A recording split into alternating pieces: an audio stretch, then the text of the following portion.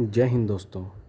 आप सबके मन में भी कभी न कभी ये ख्याल ज़रूर आया होगा कि जब हम कभी भगवान की पूजा या उन्हें याद करते हैं तो क्या वो हमारी उस पुकार को सुनता भी है। ये ख्याल तो मुझे भी कभी कभी आया करता था, लेकिन आज मैं आपको खुद से जुड़ी एक ऐसी सत्य घटना बताने जा रहा हूँ जिसे सुनकर आपको यकीन हो जाएगा कि भगवान न केवल हमारी पुकार को सुनता है बल्कि हमारी सहायता भी करता है, संकटों से उबारता है। इसलिए वीडियो को आखिरी तक ज़रूर देखना। बात सन 2007 की है। सन 2006 ट्वेल्थ क्लास में मुझे सेकंड डिवीज़न आया था, जिसकी वजह से मैंने 2007 में फिर से डिवीज़न इम्प्रूवमेंट के लिए एग्ज़ाम दिया था। दोस्तों, मैं अपने समय में एक एवरेज स्टूडेंट हुआ करता था। एग्ज़ाम के बाद जब 2007 ट्वेल्थ का रिज़ल्ट आया तो मैं नेट पर देखने गया, लेकिन रिज़ल्ट देखकर मुझे निराशा ही हाथ लगी, क्योंकि इस बार भी मेरा सेकंड डिवीज़न ही आया था। 2006 में जहां मेरा 54% था, वहीं इस बार 59.2% ही बन सका था, जबकि मुझे ये आशा थी कि किसी तरह इस बार फर्स्ट डिवीज़न तो बन ही जाएगा। खैर, अपने आप को कोसते हुए मैं मार्कशीट लेने अपने स्कूल गया और जब मेरे क्लास टीचर ने मुझे मार्कशीट थमाया तो मेरे पैरों तले ज़मीन ही खिसक गई, क्योंकि मेरे क्लास टीचर ने मुझे पिछले साल का 54% वाला मार्कशीट ही थमा दिया था। मैंने सर से हैरानी से पूछा कि सर, ये तो पुराना मार्कशीट है, जबकि मेरा इस बार 59.2% बना है। टीचर ने कहा कि डिवीज़न इम्प्रूवमेंट करने पर पिछले साल के मुकाबले 10% अधिक अंक लाना होता है, तब नया मार्कशीट दिया जाता है। दोस्तों, आप समझ सकते हैं कि पूरे 2 साल के बाद भी वहीं का वहीं रह जाने पर मेरी क्या मनोदशा हुई होगी। यानी मेरा पिछले साल कुल 270 अंक था, तो इस साल उसका 10% यानी 27 अंक और बढ़ने पर ही मुझे नया मार्कशीट दिया जाता। दोस्तों, मेरी किस्मत भी देखिए कि मुझे नए मार्कशीट के लिए 27 अंक अधिक चाहिए थे, जबकि मुझे इस साल 26 अंक अधिक मिले थे। यानी मैं केवल एक नंबर से नए मार्कशीट प्राप्त करने से चूक गया था। अब मेरे पास केवल एक ही रास्ता था कि मैं अपने किसी विषय का रीटोटलिंग करवाऊं, शायद उसमें कोई नंबर बढ़ जाए। मेरे ध्यान में आया कि हिंदी का एग्ज़ाम मेरा अच्छा गया था, लेकिन मुझे नंबर अपेक्षाकृत कम मिले थे। सो मरता क्या ना करता, मैंने हिंदी के रीटोटलिंग के लिए आवेदन कर दिया, लेकिन उसमें कोई भी परिवर्तन नहीं मिला।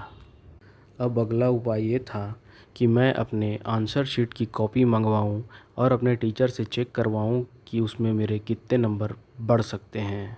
फिर मैंने 500 रुपये का फ़ीस जमा करके अपने आंसर शीट की कॉपी मंगवाई और उसे लेकर अपने क्लास टीचर और हिंदी के टीचर से मिला।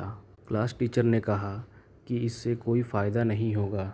अगर किसी और विषय में कम अंक मिले होते तो नंबर बढ़ने की गुंजाइश होती, लेकिन हिंदी एक ऐसा विषय है जिसमें आज तक कभी किसी का नंबर नहीं बढ़ा है, क्योंकि हिंदी विषय में कहीं न कहीं मात्रा या लिखावट में त्रुटि निकल ही आती है।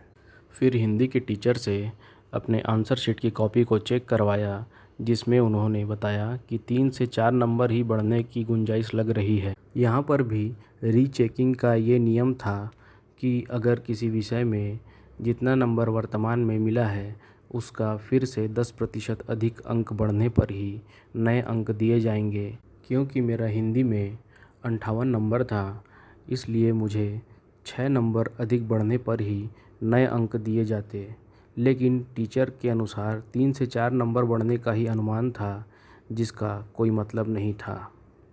अब तो केवल निराशा ही दिख रही थी और मेरी माँ भी बहुत परेशान। दोस्तों, अब तक कोई भी चीज़ मेरे पक्ष में नहीं थी। बावजूद इसके मैंने अपनी माँ से बात की और उनसे 500 रुपये लेकर रीचेकिंग के लिए आवेदन कर दिया, इस आशा में कि शायद कोई चमत्कार ही हो जाए। और यहीं से मेरी माँ ने भी भगवान गणेश का चतुर्थी का व्रत करना शुरू कर दिया कि किसी तरह मेरे नंबर बढ़ जाएं, मुझे नया मार्कशीट मिल जाए और मेरा साल बर्बाद होने से बच जाए। लगभग 1 या 2 महीने के बाद मुझे CGBSE रायपुर कार्यालय से एक लेटर मिला जिसमें रीचेकिंग का जवाब आया था। दोस्तों, जब लेटर खोलकर परिणाम देखा तो खुशी से उछल पड़ा। दोस्तों, आज तो चमत्कार को अपनी आंखों से देख रहा था। रीचेकिंग में मुझे हिंदी विषय में पूरे 9 नंबर बढ़कर मिले थे, जिससे हिंदी विषय में मेरे टोटल अंक 67 और सभी विषय में टोटल नंबर 296 से बढ़कर 305 हो गए। सिर्फ इतना ही नहीं दोस्तों, इन 305 नंबर्स के साथ मेरा सेकंड डिवीज़न से बढ़कर फर्स्ट डिवीज़न आ गया। अब ज़रा सोचिए दोस्तों, अगर मुझे उसी वक्त 26 की जगह 27 अंक मिले होते और नया मार्कशीट मिला होता तो मेरे केवल 59% के साथ सेकंड डिवीज़न ही होता, जबकि 1 नंबर कम होने की वजह से मैंने इतना संघर्ष किया और चमत्कार के कारण किस्मत पलटकर फर्स्ट डिवीज़न में तब्दील हो गया। शायद इसीलिए कहते हैं दोस्तों कि जो होता है अच्छे के लिए होता है, और इस घटना से ये भी प्रमाणित होता है कि सच्चे दिल से की गई पुकार भगवान सुनते हैं, जैसे मेरी माँ की पुकार गणेश भगवान ने सुनी। दोस्तों, मेहनत करना तो ज़रूर हमारे हाथ में होता है, लेकिन अगर किस्मत ख़राब हो तो कुछ भी हासिल नहीं होता, और तब इंसान भगवान को पुकारता है, और जब भगवान की कृपा होती है तो उनके आगे किस्मत को भी झुकना पड़ता है और हारने वाला भी बाजी जीत जाता है।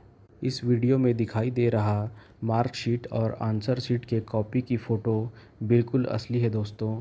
आंसर शीट की कॉपी को, इस घटना को यादगार के रूप में मैंने आज तक संभाल कर रखा हुआ है। तो दोस्तों, जब भगवान गणेश ने मुझे पास कर दिया है तो आप सब किस बात का इंतज़ार कर रहे हैं? जल्दी से वीडियो को लाइक कीजिए, चैनल को सब्सक्राइब कीजिए और बेल आइकन को क्लिक करके आप सब भी मुझे पास कीजिए। जय श्री गणेश।